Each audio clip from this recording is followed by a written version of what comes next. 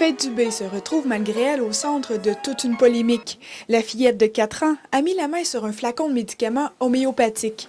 Et ça, à la garderie. J'étais vraiment choquée de voir que c'est pas plus sécuritaire que ça. Inquiète pour la sécurité de son enfant, Nathalie Dubé a porté plainte au ministère de l'Éducation et du Développement de la petite enfance. Ça aurait pu être plus grave. Si une personne a décidé de mettre ses pilules dans ses poches, qu'est-ce qui dit que ça n'aurait pas pu être, je sais pas, des pilules pour dormir ou des pilules pour relaxer? La coordonnatrice des garderies régionales, Josée Linguette, est venue faire son inspection. Tout était en norme. La direction de la garderie Les Amis Bulles a pris les mesures nécessaires pour corriger le problème. Moi, j'ai fait un suivi au niveau de mon éducatrice en question, puis au niveau de toutes les éducatrices aussi de la garderie pour faire sûr que ça ne se reproduise pas. Quelques jours plus tard, Nathalie Dubé reçoit une lettre de la garderie, lui demandant de retirer son enfant de l'établissement. Elle m'a dit que c'était parce que j'avais parlé à d'autres personnes qu'elle décidait de retirer Faith de la garderie. Pour des raisons de confidentialité, la garderie Les Amis Bulles ne peut dévoiler les raisons précises du renvoi. La seule raison que je peux vous dire, c'est que ce n'est pas seulement dû à cet incident-là.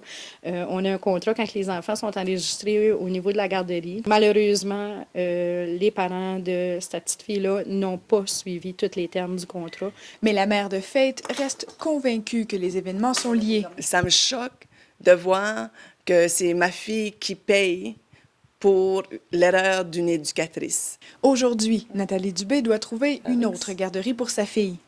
Marie-Pierre Beaubien, à Edmundston.